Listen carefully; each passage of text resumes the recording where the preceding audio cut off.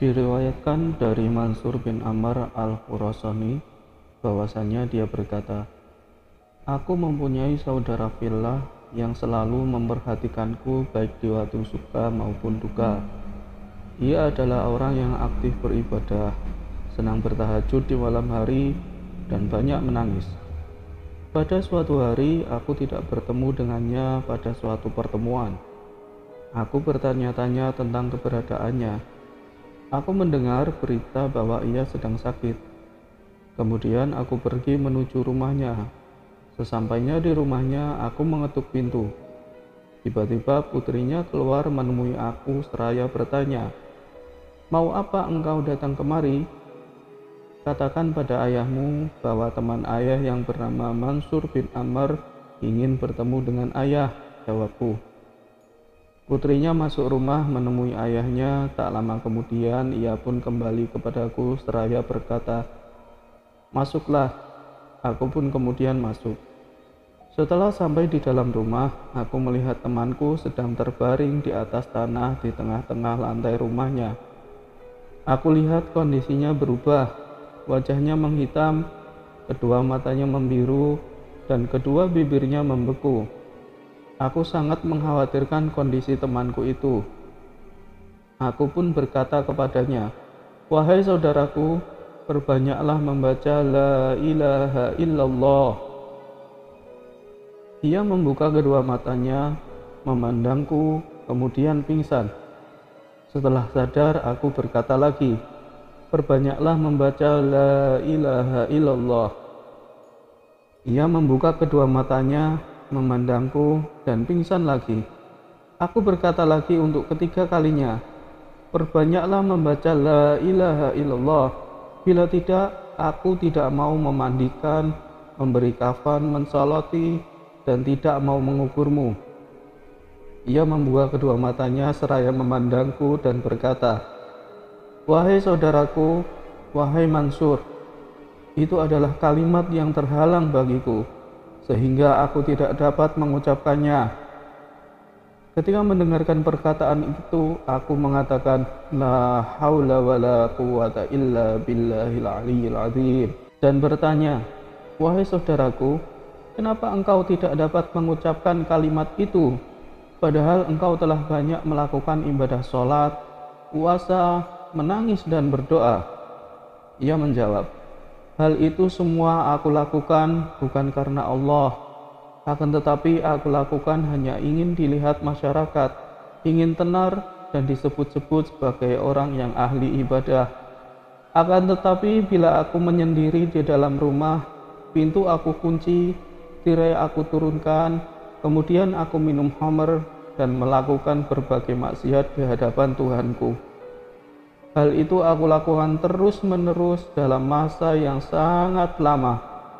Kemudian aku terkena penyakit yang amat sangat, sehingga hampir-hampir menemui ajalku. Aku memanggil putriku dan menyuruhnya agar mengambilkan mushaf untuk aku baca. Setelah putriku mengambil mushaf dan memberikannya padaku, aku pun kemudian membacanya. Setelah sampai pada surat Yasin, aku mengangkat mushaf seraya berdoa, 'Wahai Tuhanku, demi hak surat Yasin yang mulia, demi hak firman-Mu yang qadim yang ada dalam mushaf ini, aku mohon agar Engkau memberi kesembuhan padaku dan menghilangkan penyakitku, serta aku berjanji tidak akan mengulangi lagi bermaksiat kepadamu selama-lamanya.' Setelah itu aku sembuh dan penyakitku hilang berkat karunia dari Allah Subhanahu wa Ta'ala. Ketika aku sudah sembuh dan sehat kembali, aku mengulangi lagi perbuatan-perbuatan maksiat seperti itu, melakukan hal-hal yang tidak berguna, bermain-main, bersenang-senang seperti semula. Setan pun membuatku lupa atas perjanjianku terhadap Allah yang pernah aku janjikan sewaktu menyandang sakit untuk memohon kesembuhan. Hal itu aku lakukan di masa yang lama. Akhirnya aku jatuh sakit lagi yang hampir-hampir menemui ajal, dan aku menyuruh keluargaku agar mengeluarkanku di tengah-tengah lantai rumah dan minta diberi mushaf lagi untuk aku baca. Setelah aku membaca mushaf, aku berdoa, Wahai Tuhanku, demi hak Al-Quran yang agung, aku mohon agar Engkau mau menyembuhkan aku dan menghilangkan penyakitku, serta aku berjanji untuk tidak mengulangi perbuatan maksiat selama-lamanya. Allah mengabulkan doaku dan menyembuhkan penyakitku. Setelah aku sembuh dan sehat, aku mengulangi lagi perbuatan-perbuatan maksiat seperti dulu, sehingga aku jatuh sakit lagi. Aku menyuruh keluargaku agar mengeluarkanku di tengah-tengah lantai rumah seperti yang engkau lihat sekarang.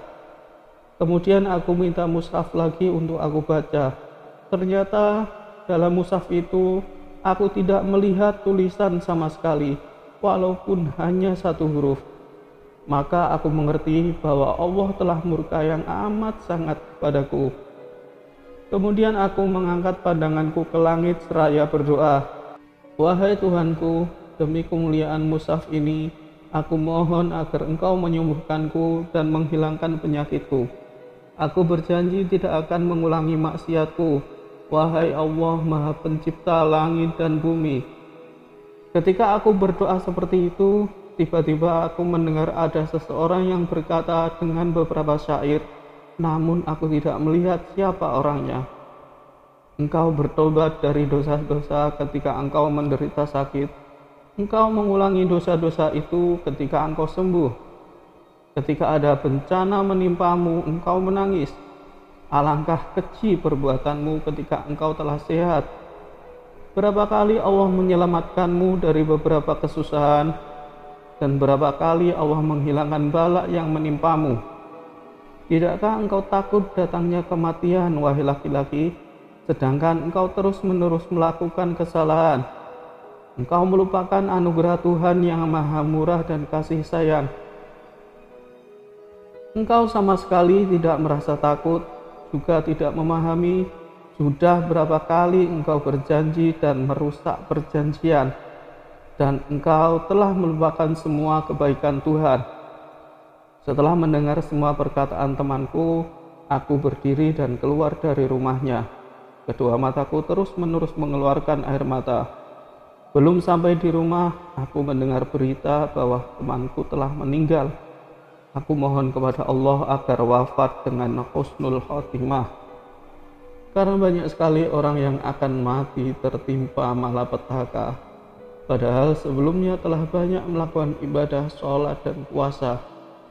La haula wa la quwata illa billahil aliyyil azim. Inna lillahi wa inna ilaihi raji'un.